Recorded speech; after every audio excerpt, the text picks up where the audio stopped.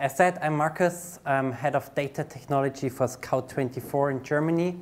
I'm leading the data technology part, so this means I'm leading the team who is building the data platform. I'm leading a team who is responsible for the data access, so we have a dedicated team who helps the company to access our data. I'm also leading the data science team, and I'm leading a small team which is building our artificial intelligence platform next to our data platform. Together with my colleague Antje, she's responsible for analytics at Scout24. We together take the chief data officer position at Scout. So we have two persons together running the chief data officer position and driving all the data business within the company. Yeah, my background, I did a PhD in bioinformatics, so I did a lot of work 10 years ago on supercomputers.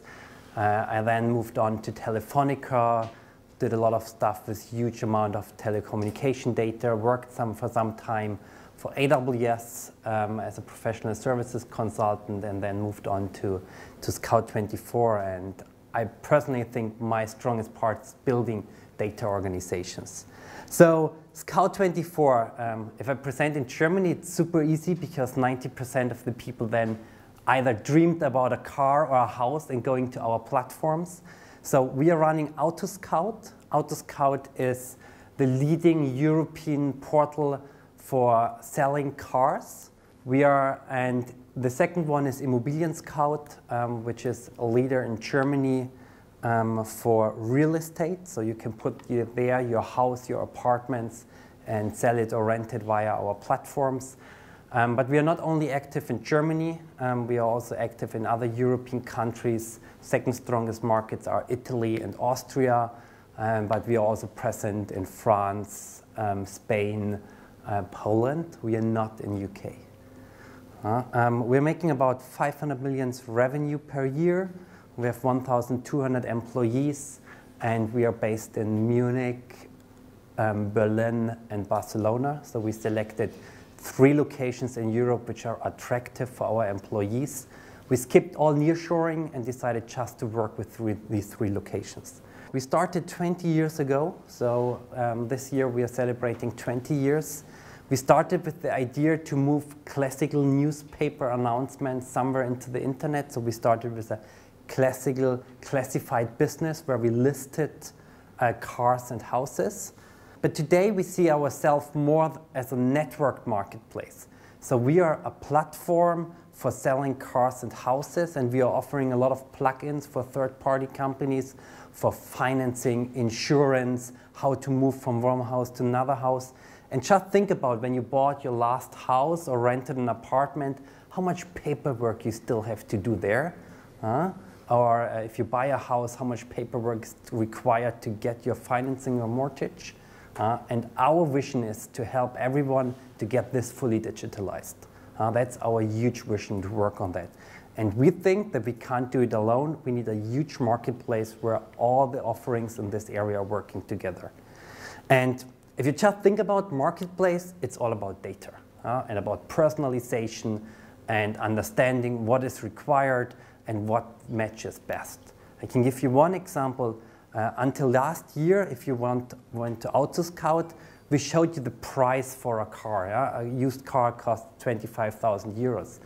But people don't think anymore about that. People think in that way, what costs a car me per month? How much do I have to pay for gas, for insurance? What's the monthly rate for going to somewhere to repair the car? So people are not anymore interested in the full rate, and the full price. They're more interested in buying a car that fits to their monthly costs. And so now if you go to AutoScout, we show you this car costs you 350 euros per month. And this is something which we changed on a very data-driven way, and where we're working on that. If we check out where we come from, this is an example from 2007. We started with a very classical 3-tier layer applications. We had a data warehouse, staging environment, a reporting tool on top. So that's the way we started in 2007. I could show you for every year the step how we were growing, but I don't think that's so interesting. This is the status of 2015. Just think about 2015, big data hype.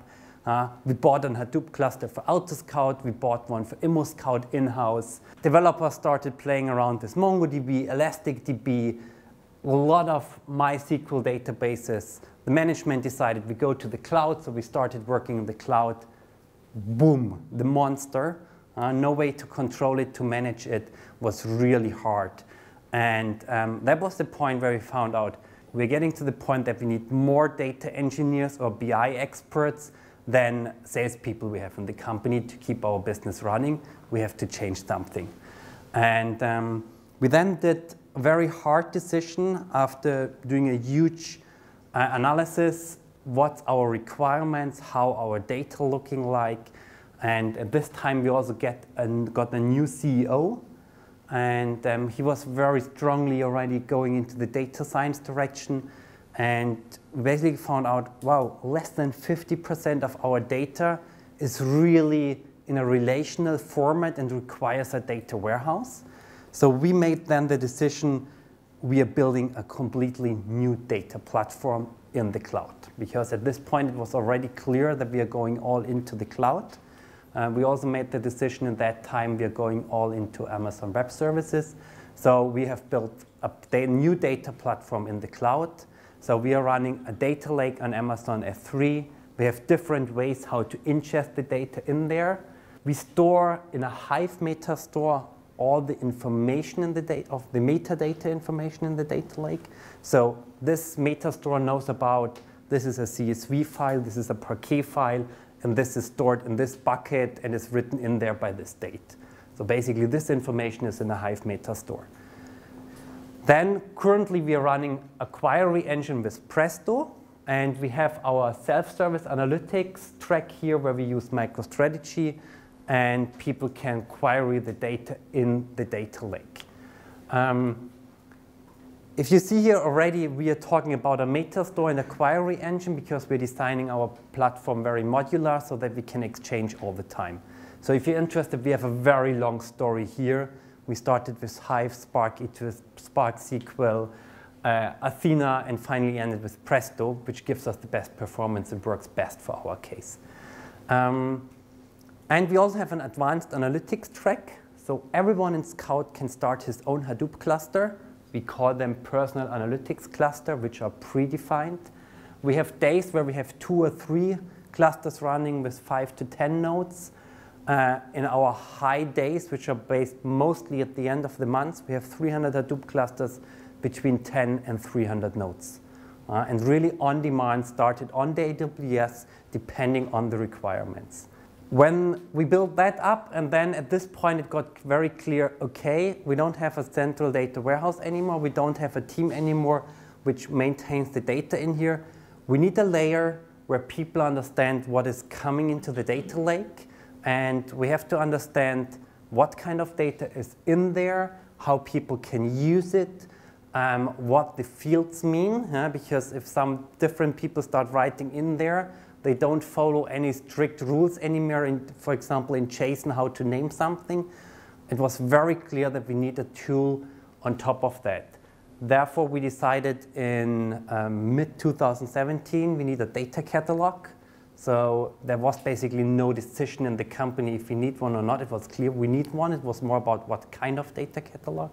We did a huge POC and then decided for Alation. And so we are running now on Alation about 1.5 years. We are running already on R3, the latest version. We updated on that last week. So that was a little bit the technical part around that. And before I go more into Alation, how we use it and how we get it into production, we also find out that one of our big success is the change we did in our organization. So we also, next to the technology, we also changed our organization structures. We call it segments. You can also talk about business units. These are our business units, which are facing, for example, one for the dealers at AutoScout, one is focusing on private sellers of apartments. So these are our business units. We are putting data onto a platform which is supporting all of our business units. We are following a very strict platform approach here. And in the platform, we designed us in basically 5 teams. You can see it on the right side. We have data engineers, which are building the data platform. We have a data access service and solution team, which helps the segments to understand how to access the data. So this team is, for example, responsible for the data catalog. We have a central analysts team who is doing the central analysis, central KPIs, which are standardized over the complete company. We have segment analysts, which are sitting in the segments and helping the segments to understand their business. And the same we are doing with our data scientists. They are also sitting in the segments to help people on that. What I didn't talk now at the architecture about is when we made the decision going away from the data warehouse and our old world to the new data platform, we also made the decision that we want to have one data platform. We don't want to have an Hadoop cluster for data science, one system for analytics. We want to have one system where we bring everything together to keep it as easy as possible. Where we are standing now is that 60% of our employees, so we have 1,200 employees, 700 active BI tool users. So 700 people within Scout are using MicroStrategy, our BI tool, on a weekly basis.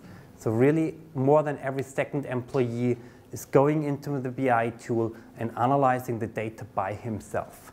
What does it mean? People put the data by themselves into the data lake, document the data, analyze the data, and we as a data team, we only provide the best technology and infrastructure for that. To get there, so our second big change was the culture. We also started 3 years ago to change the culture. And therefore, we released a so-called data landscape manifesto. I'm only talking shortly about that. If you have a data warehouse, you basically mostly have a BI team which pulls the data from everywhere into the data warehouse. We changed the responsibility. The segments are now responsible to push the data into the data lake. So we don't have anymore a team which pulls it together. Everyone has to push it in there. And this is exactly described in our data landscape manifesto. So here, number 4, data producers are responsible for data publishing and also data quality. And on the other side, number 5 is data consumers are responsible for metric definition and implementation. And so we released this data landscape manifesto beginning next year, and that's it, beginning last year, and that's the approach which we follow. If you're interested more on that, just put it to Google. We are traveling around the complete world talking about that. You can find a lot of YouTube talks where we talk more in detail how we get it into the company and what was the motivation about that. If you just think about, we are distributing the responsibility. There's no central team anymore which controls everything. Everyone throws the data into the data lake. You need something where the people in the end talk to each other, share the knowledge, understand what the other teams are doing. And that was our motivation where we brought into the data catalog.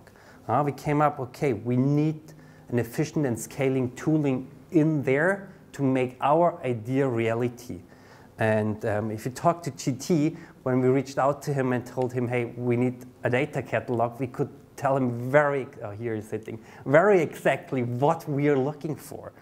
And this was exactly a tool which helps us to organize the data, helps us to search within the data, and having something where the collaboration is happening. Because just a simple querying tool, there's no collaboration happening. Collaboration is only happening if people start documenting in there, having possibilities to talk to each other in there, and sharing the knowledge.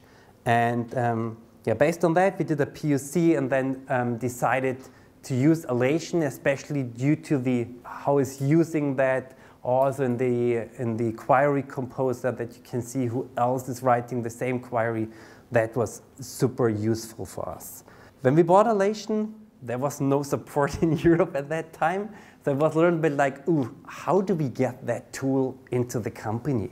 I was really like, just installing, providing it to the people didn't work. So it was really hard for us in the beginning to get people onto the data catalog. Then we came up with the idea to run a data documentation championship. So it was about 4 weeks, and the person who creates the most articles and the most documentation got a 50 euros Amazon voucher. We did that. You can see it on the right side. We documented a little bit more than 5,000 fields, which were about 11% of our fields at this time. 55 articles were written, and 63 people participated in that. So this was our initial kickoff to get people onto the data catalog. To give you some more numbers, today 1,200 employees, 700 active BI users, and after a little bit more than 1 year using Alation, last week we had 150 active data catalog users. So far, just to give you more input on that, we're only giving access to people who are from the data department or who are using MicroStrategy, so our central BI tool. We are changing this currently and making it open to everyone who is interested, because we are also changing our strategy a little bit. We are moving away from using Alation only for our analytics and data science environment. We also start integrating operational systems in there, especially for GDPR, to understand better where the data is sitting. And also with all the new connectors, now with Salesforce Marketing Cloud Einstein is coming, there the people are getting more interested to connect it as well. Also, to be honest here, we had a hard discussion if we're buying a license for 2019, because we expected that the growth rate of users is much faster, though that we have about 500 users at the end of 2018 and not only 150. So we had a hard discussion with our management, should we invest more into the data catalog? And so we did a deep dive where we see the real advantage of the data catalog. And we did a survey in the company, and we really find out that finding the data and understanding the data is today much easier by the data catalog.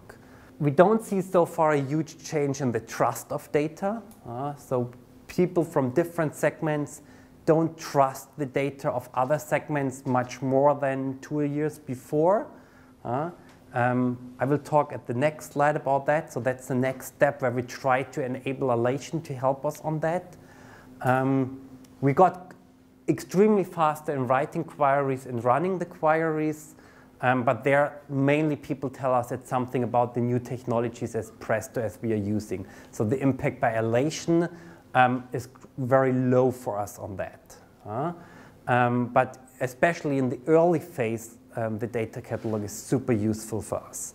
But now we want to make the next step and creating more trust in our data.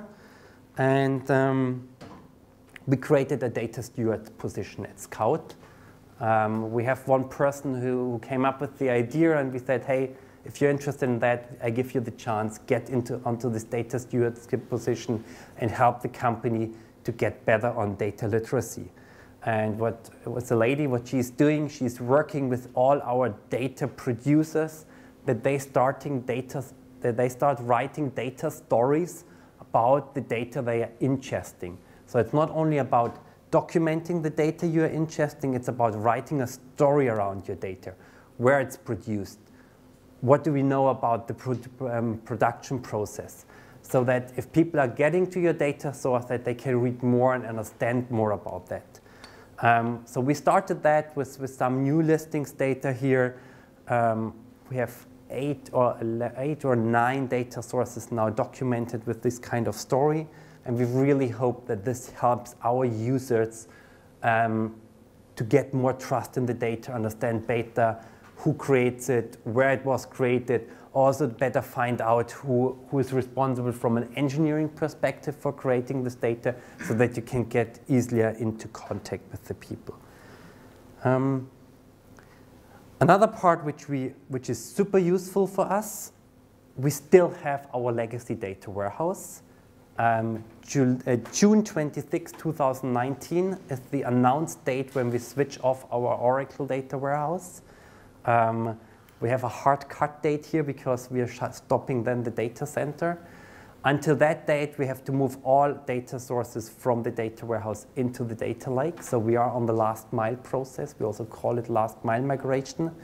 And here the data catalog is super useful for us because we can mark data sources that they are getting deprecated and link it to the new data sources. So if people are still using it, they are getting a warning via Alation and also getting in Alation the guidance where to go, where you can find the new data source.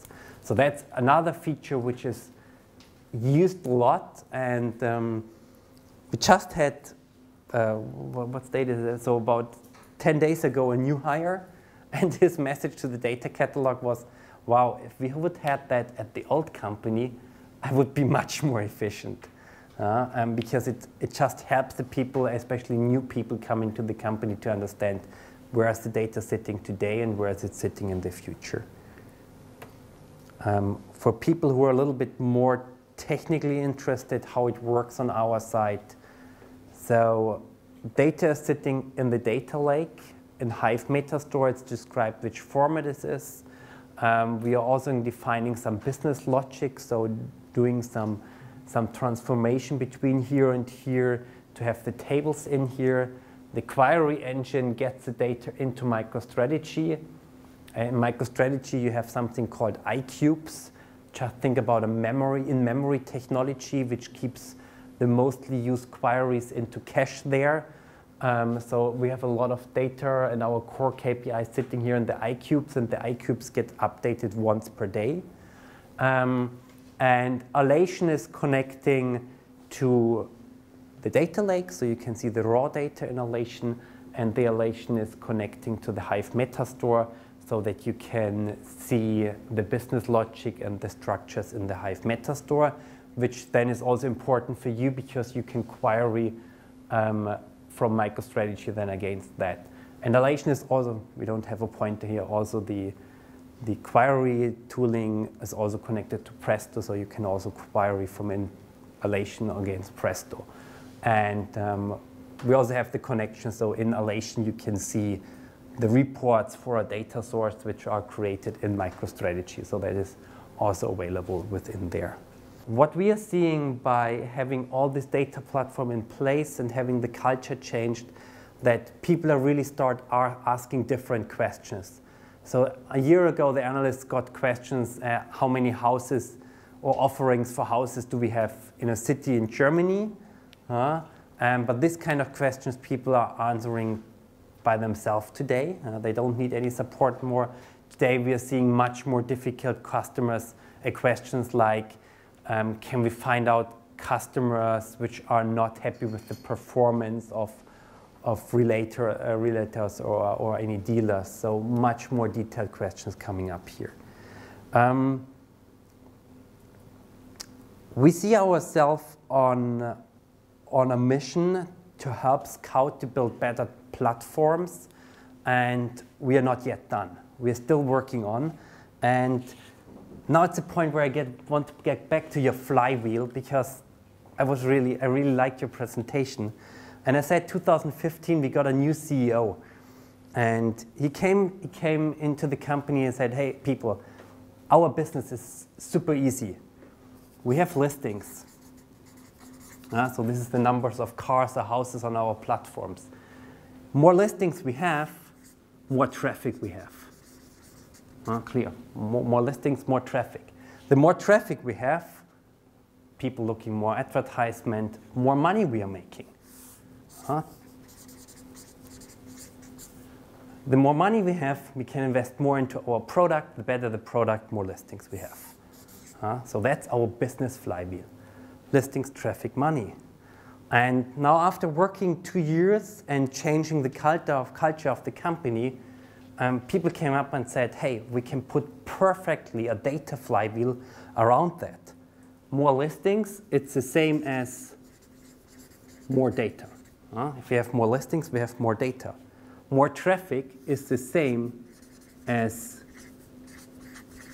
more users on our platform. More users creating better products.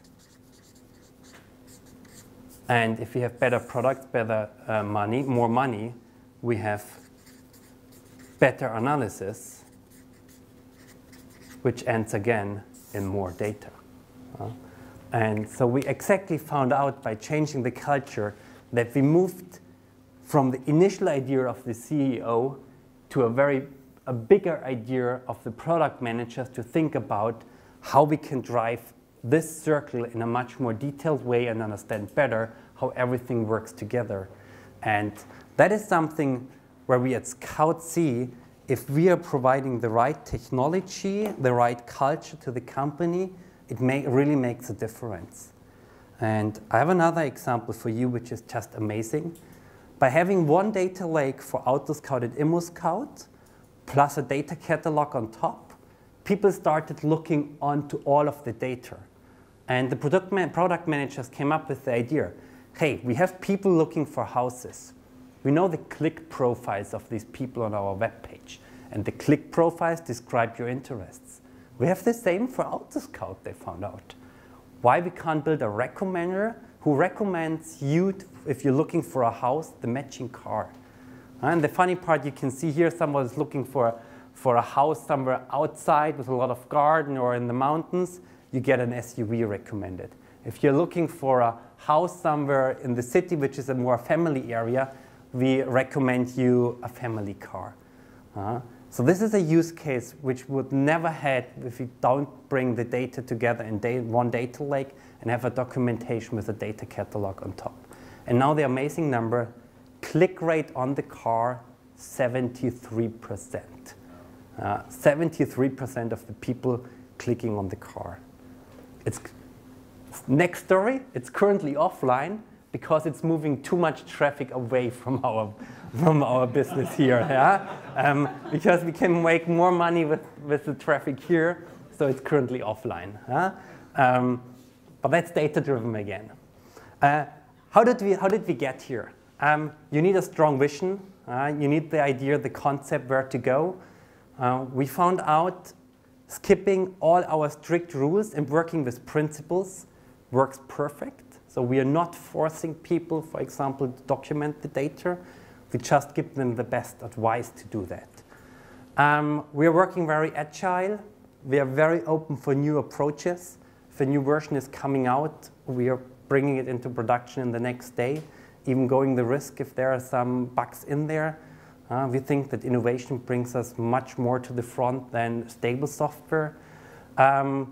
We try to have a clear communication, and we try to have the latest technology in place, which really makes the difference.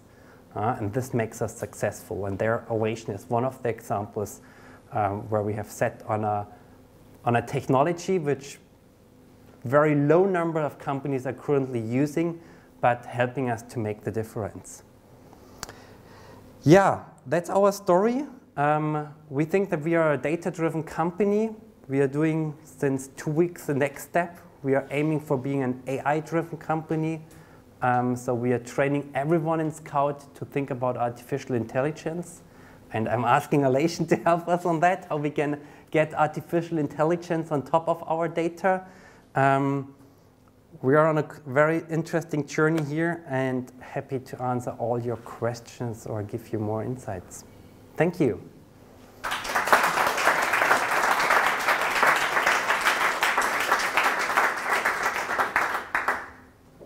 Any questions? So you were mentioning that Alation helped you to speed up different processes for analysts, for the data discovery, querying data. How did you manage to track? So we can't measure it in an exact time or anything. It's more about the feedback we are getting from our product managers and engineering managers, that having this tool in place, it helps them because they can search in one tool where the data is located, and they don't have to ask in Slack or run around and ask people where I can find these data. And we are running all our support via one Slack channel, and we're doing quite heavy analysis on that, and we can really see there that questions around data, what does this data mean, or where I can find the data is going down. So this can be measured, but we can't measure the time or anything. And so probably another good example is that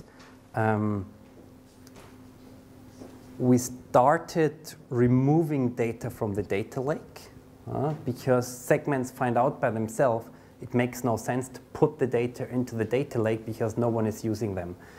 This data is for reporting or insights useless. We just need them in the operation systems. That's another example for me that people recognize, wow, there's no usage in the data. So you mentioned that you've got to a point where the data producers are now responsible for or owning the data that they're putting in the lake rather than a central BI team. Yeah.